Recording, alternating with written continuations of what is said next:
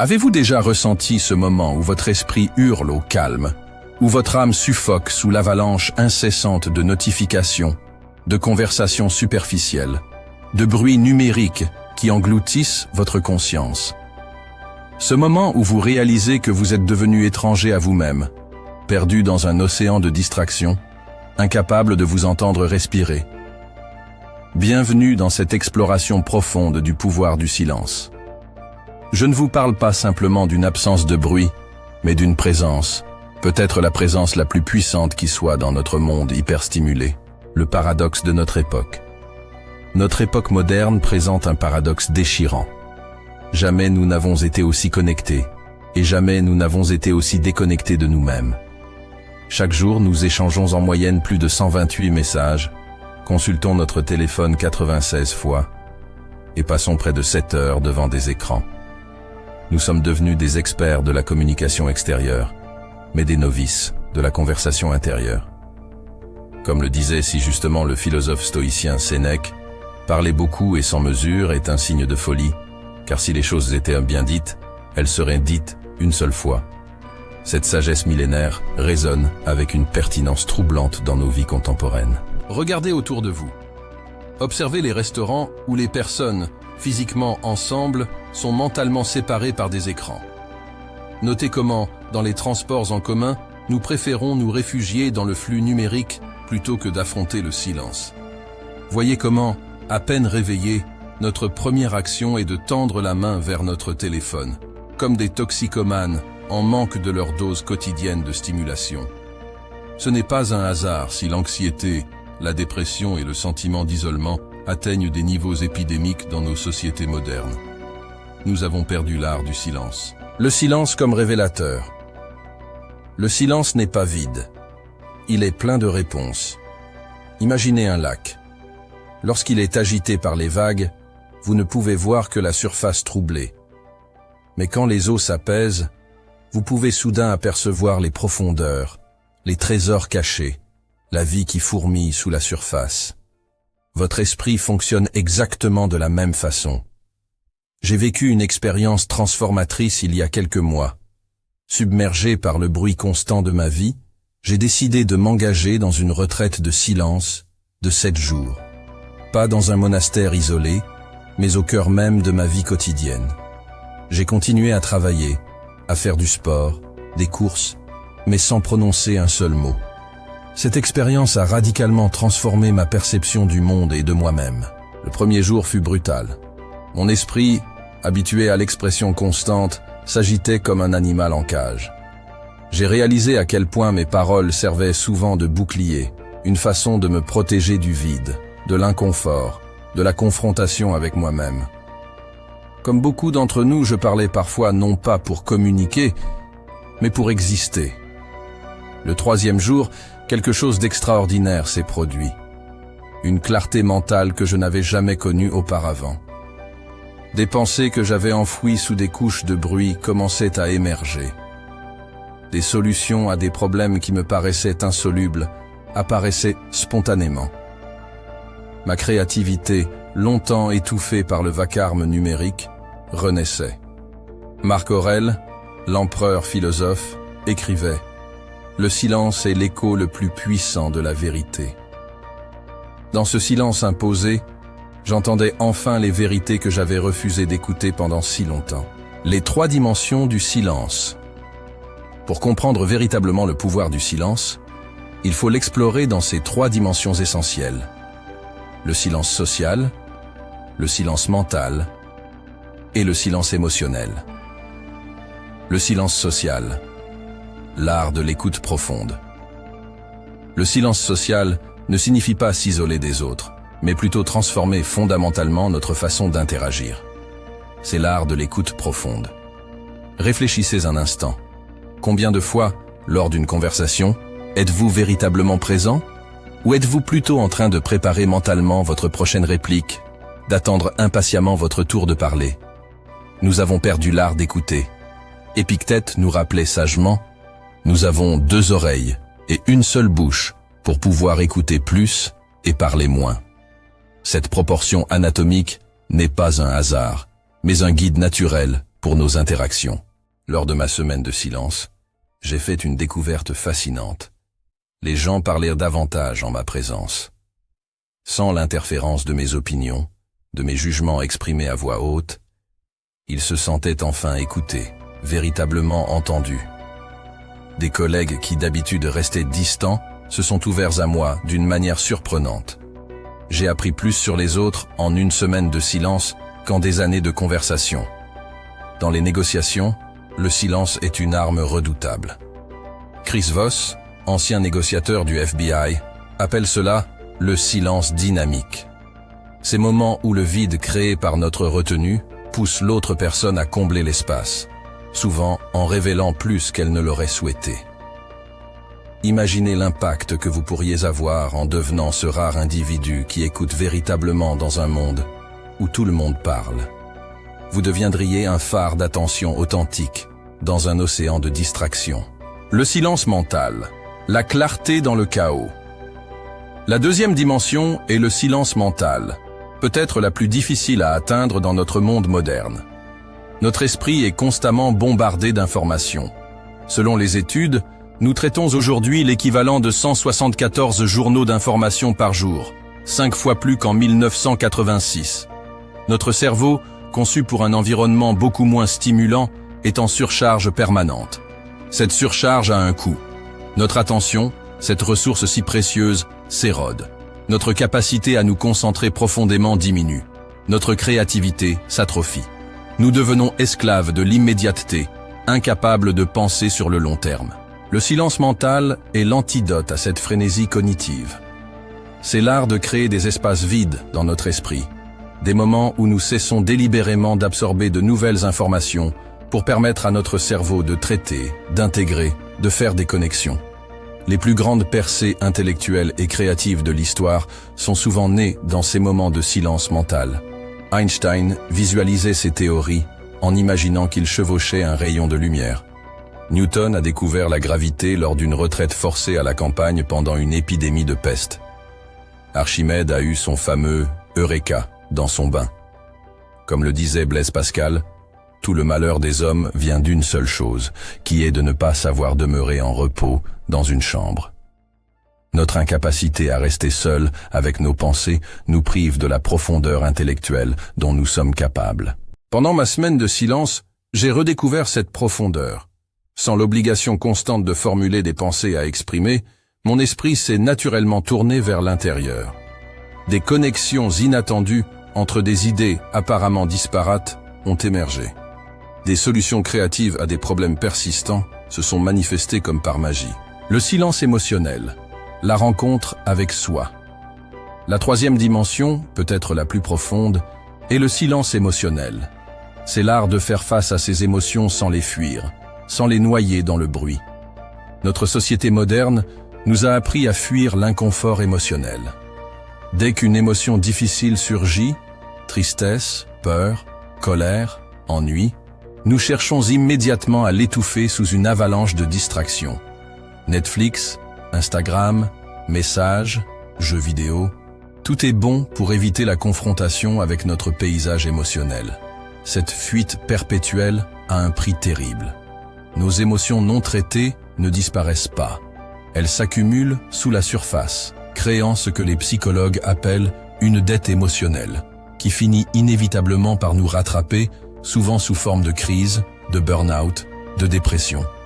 Le silence émotionnel nous invite à faire exactement l'inverse, à nous arrêter, à respirer, à accueillir l'émotion qui se présente sans jugement, sans réaction immédiate, sans besoin de la verbaliser.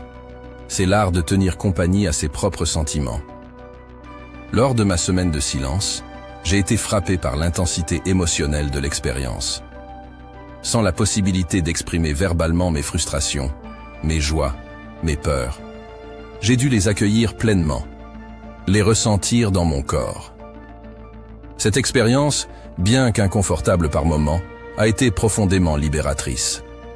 Comme l'écrivait Carl Jung, « Ce que vous résistez persiste, ce que vous acceptez se transforme ». Dans le silence émotionnel, nous cessons de résister. Mais ne me croyez pas sur parole. La science moderne confirme ce que les philosophes anciens savaient intuitivement. le silence est thérapeutique. Des études en neurosciences ont démontré que 2 heures de silence par jour stimulent la neurogenèse, la création de nouvelles cellules cérébrales dans l'hippocampe, la région du cerveau associée à la mémoire et à l'apprentissage. Le silence n'est pas seulement une absence de stimulation, c'est une stimulation positive pour notre cerveau. Le silence abaisse les niveaux de cortisol, l'hormone du stress, dans notre corps. Une étude publiée dans le journal Heart a montré que 2 minutes de silence sont plus relaxantes que d'écouter de la musique relaxante. Le silence est plus réparateur que le son le plus apaisant. Le silence améliore notre capacité à prendre des décisions judicieuses. Une recherche de la Harvard Business School a révélé que les moments de réflexion silencieuse avant une prise de décision améliorent significativement la qualité de celle-ci. Dans le silence, notre intuition, cette intelligence profonde qui va au-delà de la pensée analytique, peut enfin s'exprimer. Des études en psychologie cognitive montrent que les décisions intuitives prises après des périodes de silence sont souvent supérieures aux décisions purement rationnelles, surtout dans des situations complexes. Paradoxalement, le silence améliore notre capacité à nous connecter authentiquement aux autres. En devenant un meilleur auditeur, en étant plus présent, nous créons des relations plus profondes et plus significatives. Comment cultiver le silence dans un monde bruyant? À ce stade, vous vous demandez peut-être « Comment puis-je intégrer le silence dans ma vie quotidienne, dans ce monde qui semble conspirer contre lui ?» Voici des pratiques concrètes, accessibles à tous, pour cultiver progressivement le pouvoir du silence dans votre vie. Premier, la pratique du silence. Quotidien. Commencez petit. Dédiez 10 minutes chaque jour au silence complet. Pas de musique, pas de podcast, pas de télévision. Juste vous, votre respiration et l'instant présent. Progressivement, augmentez cette durée à 20 puis 30 minutes. Au début, vous ressentirez peut-être un inconfort, une agitation. C'est normal. C'est votre esprit en sevrage de sa dépendance à la stimulation constante. Persévérez, et vous découvrirez qu'au-delà de cette résistance initiale se trouve un espace de paix intérieure incroyablement nourrissant. 2. La déconnexion numérique. Instituez des périodes régulières de déconnexion numérique. Cela peut être une journée entière, chaque semaine, ou simplement les 2 premières heures après votre réveil et les 2 dernières heures avant votre coucher. Éloignez physiquement les appareils qui vous tentent. Mettez votre téléphone dans une autre pièce. Désactivez les notifications. Créez un environnement qui favorise le silence plutôt que de le combattre. 3e, la marche silencieuse. Pratiquez la marche en silence, idéalement dans la nature, mais même une promenade urbaine peut devenir une méditation en mouvement. Laissez votre téléphone à la maison. Concentrez-vous sur vos pas, votre respiration, les sensations de votre corps, les sons et les odeurs autour de vous. Cette pratique simple mais profonde vous reconnecte à l'instant présent d'une manière que nos vies numériques nous font souvent oublier. 4e, l'écoute consciente. Lors de vos conversations, pratiquez l'écoute consciente. Écoutez pour comprendre, pas pour répondre. Résistez à l'impulsion de formuler mentalement votre réponse pendant que l'autre personne parle encore. Soyez pleinement présent à ses paroles, ses émotions, son langage corporel. Après qu'elle a fini de parler, accordez-vous un moment de silence avant de répondre. Ce simple espace de silence transformera la qualité de vos interactions. 5e, le journal de silence. Tenez un journal de silence où vous notez vos observations, vos prises de conscience, vos défis dans votre pratique du silence. Cet exercice d'écriture réflexive approfondit votre expérience et vous aide à intégrer les leçons du silence dans votre vie quotidienne. 6. Le jeûne de parole. Pour les plus aventureux, expérimentez un jeûne de parole d'une durée limitée, peut-être une matinée, une journée entière, ou comme je l'ai fait, une semaine complète. C'est une pratique puissante qui vous confronte directement à votre relation avec les mots et le silence. Prévenez votre entourage pour éviter les malentendus. Communiquez par écrit lorsque nécessaire. Observez les réactions des autres et, plus important encore, vos propres réactions intérieures. Les obstacles. Au silence.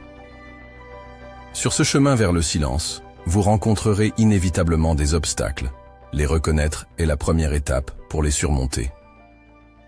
La peur du vide.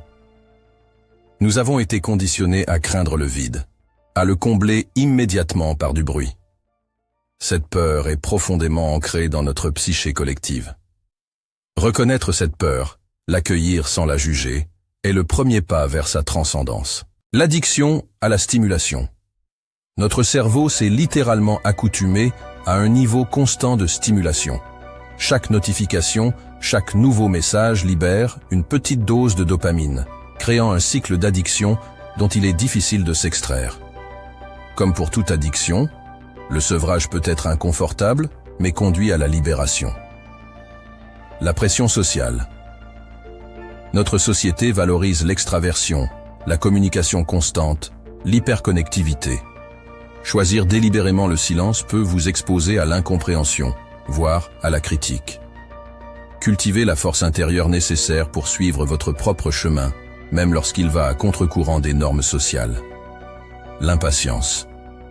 Dans notre culture de l'immédiateté, nous attendons des résultats instantanés. Mais le silence est une pratique dont les fruits les plus précieux se récoltent avec le temps, la patience, la persévérance. Accordez-vous la grâce du temps pour approfondir votre relation au silence. La transformation par le silence. En pratiquant régulièrement le silence dans ses différentes dimensions, vous amorcerez une transformation profonde et durable de votre être. Vous passerez progressivement d'un état de réactivité constante à un état de réponse consciente. Votre clarté mentale s'affinera. Vous distinguerez plus aisément l'essentiel du superflu dans vos pensées comme dans vos actions. Votre créativité s'épanouira, nourrie par ces espaces de calme où l'intuition peut s'exprimer librement. Vos relations gagneront en profondeur et en authenticité, enrichies par votre capacité d'écoute et de présence véritable. Votre résistance au stress augmentera, vous permettant de naviguer les défis de la vie avec plus de sérénité et de résilience. Mais peut-être la transformation la plus significative sera-t-elle cette reconnexion à votre essence profonde, à cette part de vous qui existe au-delà du bruit et de l'agitation du monde. Comme l'écrivait si justement Marc Aurèle, ne vous efforcez pas de faire en sorte que les autres pensent comme vous. Concentrez-vous sur le fait de penser comme vous. Le silence est ce chemin qui nous ramène à notre propre vérité. En conclusion, je vous invite à considérer le silence non pas comme une absence, un vide à combler, mais comme une présence, un espace sacré à cultiver consciemment dans votre vie. Dans un monde qui valorise le bruit, choisir le silence est un acte de courage et de sagesse.